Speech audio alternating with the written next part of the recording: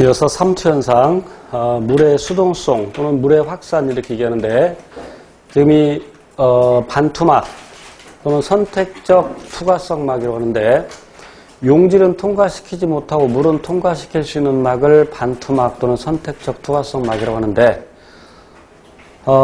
만약에 용질이 이동할 수 있다면 용질이 오른쪽에서 왼쪽으로 이동을 하겠죠. 그런데 용질이 이동하지 못하는데 물은 이동할 수 있다. 그러면 왼쪽에서 오른쪽으로.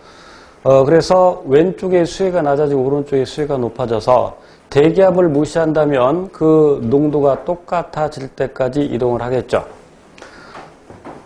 이제 확대된 그림인데, 그래서 물이 왼쪽에서 오른쪽으로 이동하는데, 그럼 이때 오른쪽에 있는 물 분자가 왼쪽으로 이동하냐?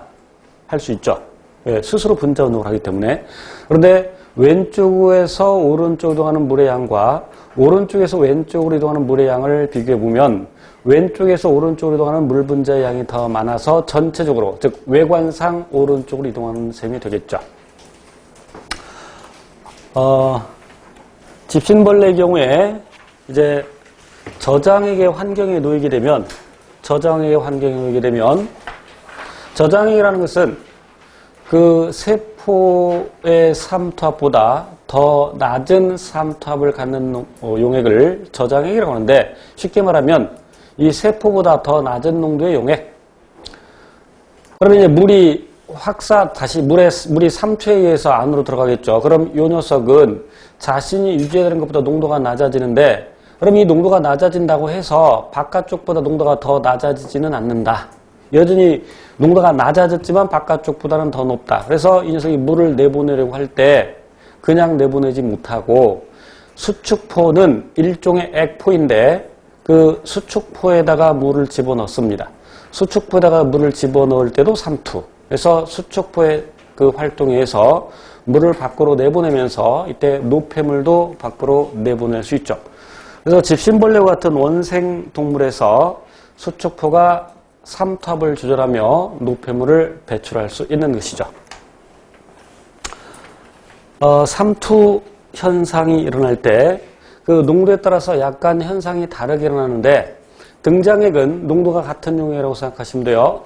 그러면 농도가 같다라고 할 때 동물세포 들어오는 물 분자의 수와 나가는 물 분자의 수가 같다. 그래서 외관상 변화가 없다. 지금 동물세포를 먼저 봅니다. 적혈구를 예를 들어서. 그럼 저장의 환경이 있으면, 실은 이 그림이 더 깔끔해지려면 화살표가 안에서 밖으로 나가는 것도 있어야 되는데, 그럼 밖으로 나가는 것보다는 들어오는 게 더 많다. 그래서 외관상 물이 들어온다.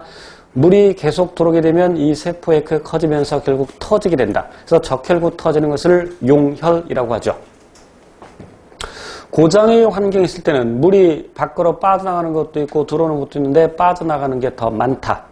그래서 세포가 쪼그라든다. 위축된다. 동물세포였고요. 식물세포는 동물세포와 약간 다른데, 식물세포는 동물세포와 달리 세포벽을 가지고 있죠. 그러면서 이 안쪽에 있는 요 선이 이 세포막이고, 요 녀석이 세포벽인데, 지금 이 그림에서는 세포막과 세포벽이 붙어있는 상태인데, 역시 외관상 물의 이동이 없다라는 얘기는 실제로 물 분자 이동이 없다라는 얘기 아니라, 안으로 들어오는 물 분자와 밖으로 나가는 물 분자의 양이 같다. 그 숫자가 똑같다. 그러니까 외관상 변화가 없다. 저장의 환경에서는 들어오는 물도 있고 나가는 물도 있는데 들어오는 물의 양이 더 많다. 외관상 저에서 고로 이동을 한다. 그래서 이 세포의 크기가 커지는데, 그 세포 커지는 것을 여기서는 팽창이라고 표현했습니다만 팽윤이라는 용어를 흔히 씁니다. 팽윤. 그리고 맨 오른쪽은 고장의 환경이 있을 때, 물론 안으로 들어가는 물도 있고 밖으로 나가는 물도 있는데 밖으로 나가는 물 분자의 수가 더 많다. 그래서 외관상 물이 밖으로 이동한다. 저 농도에서 그 농도로 외관상 이동을 한다. 그런데 이렇게 물이 빠져나가는데 세포벽은 어느 정도 그 모양을 유지한다. 그래서 세포막이 세포벽으로부터 분리가 된다. 세포벽은 후형질이고 그 나머지 안쪽은 원형질. 그래서 이것을 우리는 원형질 분리라고 하죠. 여기서는 세포벽과 분리된다라고 했는데,